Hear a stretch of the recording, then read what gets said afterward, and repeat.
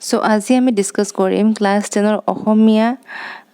HSLC 2027 ঠিক আছে অসমীয়া সাবজেক্টৰ আমি ডিসকাস কৰিম কি ৰচনা আহিব পাৰে বুজিছা তো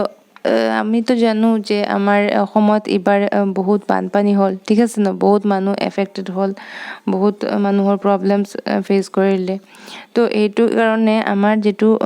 অসমীয়া সাবজেক্ট যেটো আছে তাত যেটো অসমীয়া ৰচনা আহে তাতে এটা ইম্পৰ্টেন্ট টপিক হৈ গল আমাৰ অসমৰ বানপানী বুজিছা অসমৰ বানপানীটো মই ভেৰি ইম্পৰ্টেন্ট বুলি লিখি দিলো ইয়াতে তো বুজিছানে অসমৰ ৰচনা আমাৰ অসমৰ বানপানীটো বহুত বেছি কে এটো মানে আমাৰ টপিক হয় ইম্পৰ্টেন্ট টপিক হল এটো আমাৰ এক্সামৰ কাৰণে এটো আমাৰ HSLC 2027 হোক আৰু হাফ ইয়াৰলি এক্সামিনেশন 2026 হোক ঠিক আছে হাফ ইয়াৰলি এক্সামটো তোমালোকৰ সেপ্টেম্বৰ 22nd নতুবা 23rd হ'ব তো হেতু কাৰণে মই কৈ দিছো আপোনালোকক কি এইটো অসমীয়া ৰচনাত অসমৰ বানপানীটো এবাৰ বহুত বেছি ইম্পৰ্টেন্ট টপিক হল বেলেগ আৰু যেটো আছে তোমাৰ টপিক এটো হল তোমাৰ জীৱনৰ লক্ষ্য এটো আহিব পাৰে দৈনিক জীৱনত বিজ্ঞানৰ প্ৰভাৱ এইটো আহিব পাৰে বুজিছা কিন্তু এইবাৰ মই যেটো ক'ব বিচাৰিছো এইবাৰৰ যেটো আমাৰ বহুত ইম্পৰ্টেন্ট টপিক হল আমাৰ অসমৰ বানপানীটো কাৰণ কি এইটো বানপানী বহুত দিনৰ কাৰণে আছিল তাতে আৰু আমাৰ বহুত মানুহ এফেক্টেড হল বহুত ক্ষতিগ্ৰস্ত হল মানুহ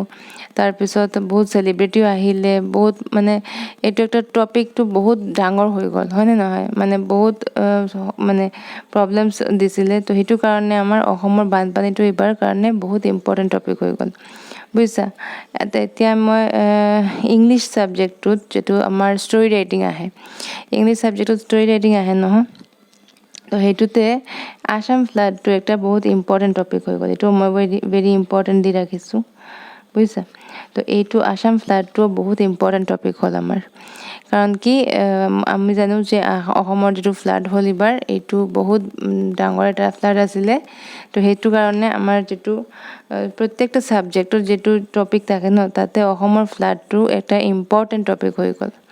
তাৰ পিছত যদি তোমাৰ বেংগলী সাবজেক্ট হয় তেনে হলে আসামের বন্যা আসতে পারে কারণ কি ওই বেঙ্গলিতে একটা রচনা থাকে না 7 or 8 মার্কসের তো এখানে আসামের বন্যাটা একটি ইম্পর্টেন্ট টপিক হয়ে গেল ঠিক আছে তো আসামের বন্যাটাও আসতে পারে তো আমি যেটা বলতে চেয়েছিলাম যে এইবারের সিলেবাস যেটা সিলেবাসের মধ্যে অসমীয়া সাবজেক্ট অসমীয়া হোক আর বেঙ্গলি হোক আর ইংলিশ হোক তাতে এটা ইম্পৰ্টেন্ট টপিক হল আমাৰ অসমৰ বানপানী বুজিছা আৰু মই ইংলিশৰ এটা ভিডিও মই আপলোড কৰিছিলো যেতে মই হাফ ইয়াৰলি এক্সামিনেশনৰ ইংলিশৰ যেবিলাক আমাৰ সিলেবাস আছে সেইটো মই তাতে ডিসকাস কৰি লৈছো এইটো ডিসকাস কৰিছিলো আৰু তাতে মই কৈছিলো যে ষ্টৰী ৰাইটিং আহিব পাৰে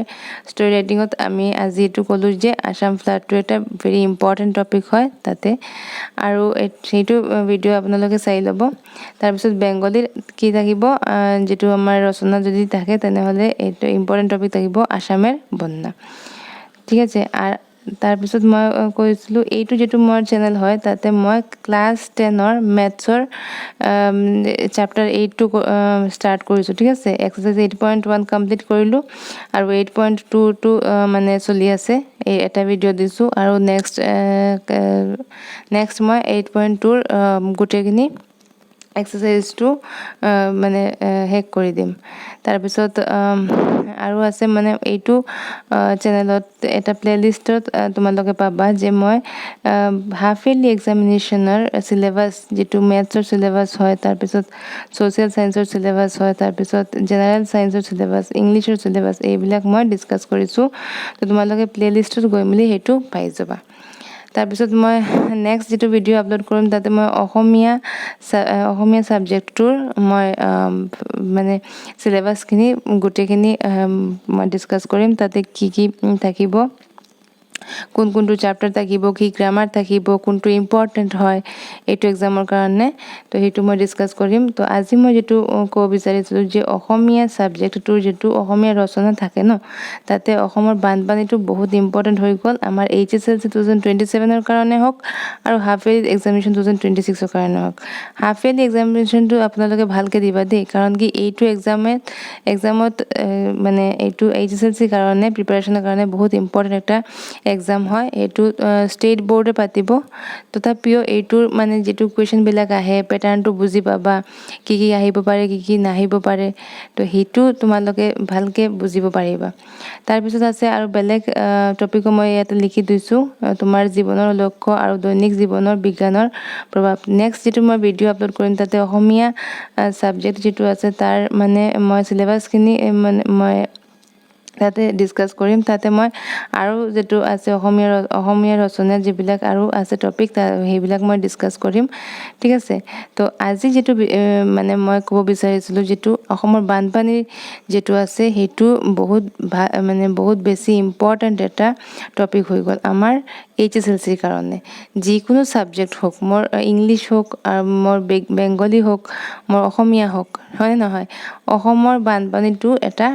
বেছি ইম্পৰ্টেণ্ট টপিক হৈ গৈছে,